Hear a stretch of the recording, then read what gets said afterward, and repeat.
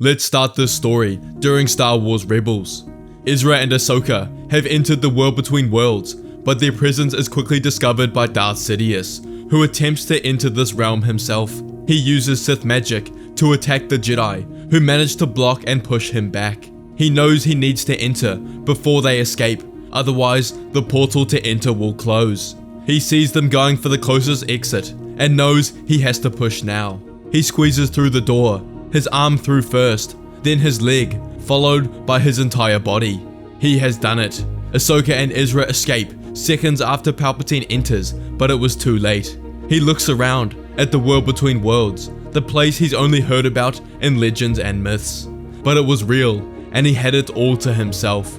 Absolute power is his, and he can't help but let out a sinister laugh as his dreams of unlimited power have come to fruition. He now has unprecedented control over space and time, and he ponders on what he'll change from the past. But he knows exactly what he'll do. He begins to change the events that have occurred up until now. He watches Anakin on the plains of Mustafar and ensures that he defeats Kenobi in this duel to leave the planet unscathed. He finds the location of Ahsoka and then orders Vader to hunt her down to further entrench his fall to darkness. He also forces Anakin to kill his wife with his own blade and manipulates his mind so that the dark side takes complete control, overriding the man Anakin Skywalker and replacing him with Darth Vader. But Palpatine makes sure the twins survive and are under his control. He goes back to the duel with Yoda and have him successfully beat the Grand Master, but keep him alive barely. He also makes sure Mace Windu survives his fall, and he keeps both the Jedi Masters as trophies of his victory, situated in individual prisons right next to his throne. Palpatine ensures the entire Jedi Order is wiped out following Order 66 and tracks down each remaining Jedi, and he finally has everything he's ever wanted: absolute power, no Jedi and the galaxy for himself. However, his plans have changed. Previously, he wanted Darth Vader to succeed him, as he saw him as the only being with potential to be stronger than him. However, now in this timeline, Palpatine uses the world between worlds, along with Plagueis' teachings of the midichlorians, to travel back to his own conception and manipulate the embryo inside of his mother to increase the midichlorian count to over 30,000, the highest ever in recorded history. Palpatine doesn't need Vader anymore, but he decides to keep him alive, and he wants to share his victory with fellow Sith. He travels back to the past to pull some ancient Sith Lords into the future: Darth Bane, Revan, Emperor Vitiate, Naga Sadow, Darth Traya, and his master Darth Plagueis. None of them knew how they had returned, but Palpatine told them it was he who had done it through the power of the dark side, but doesn't tell them about the world between worlds. They all congratulate Sidious on the culmination of the grand plan and ensuring ultimate power for the Sith in the galaxy. But Palpatine knows he couldn't have done it if those that came before him didn't pave the way. The ancient Sith Lords would form Palpatine's Sith Council, and together they govern the entire galaxy, whilst Palpatine governs the world between worlds, and together they ensure the Sith maintain control. They start the new Sith Order, and begin recruiting Force sensitives around the galaxy, and training them in the dark side of the Force.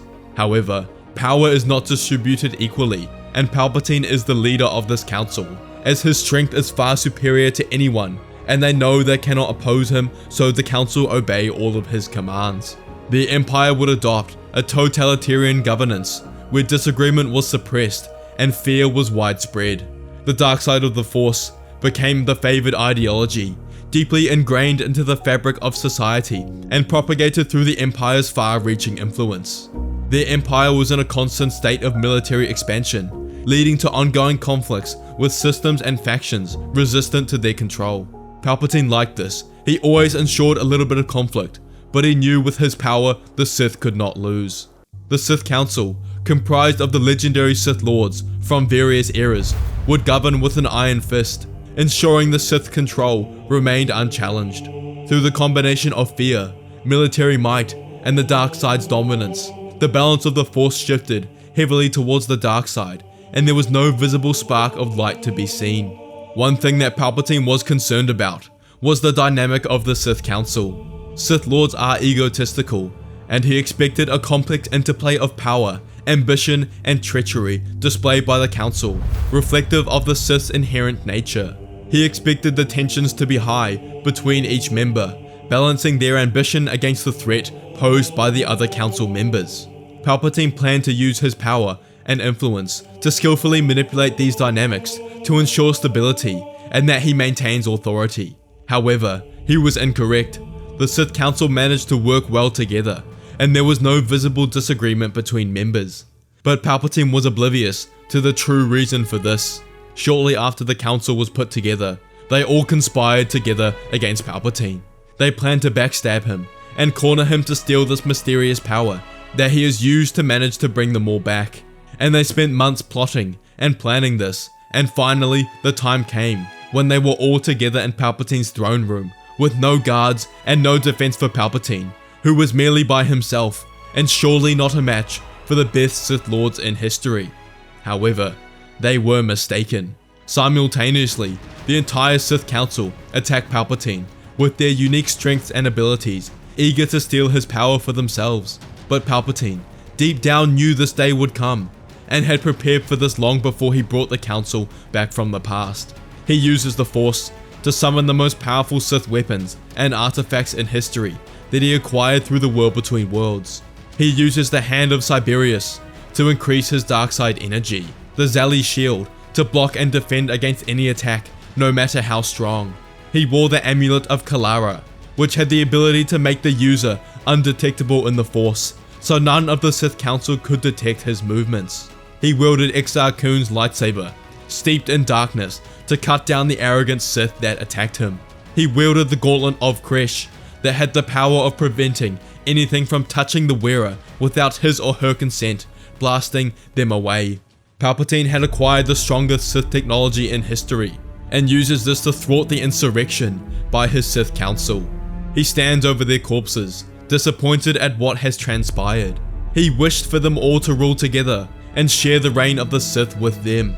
But now, he realizes Darth Bane's philosophy will always be true. There could never be equality of the Sith. It's a foolish idea, and the strong always rule over the weak. And in this moment, Palpatine realized he didn't need the Sith anymore. He brought them back because they are all he's ever known, and owes the Sith of old so much, and wanted to bring them back out of pride. But now he's risen above any power a Sith could achieve. He is no longer a Sith, but a God, and he decides to abandon them, and so he would rule alone, God of the universe, and all power would be his until the end of time. If you enjoyed this video, make sure to watch What If Darth Vader Went to the World Between Worlds, or What If Anakin Skywalker Went to the World Between Worlds. I hope you enjoyed this video. I know it's a pretty strong dark side ending, but a few of you have been wanting that, so here you go. Continue to like, subscribe, and comment on the videos. I love replying to all your comments. And as always, may the Force be with you.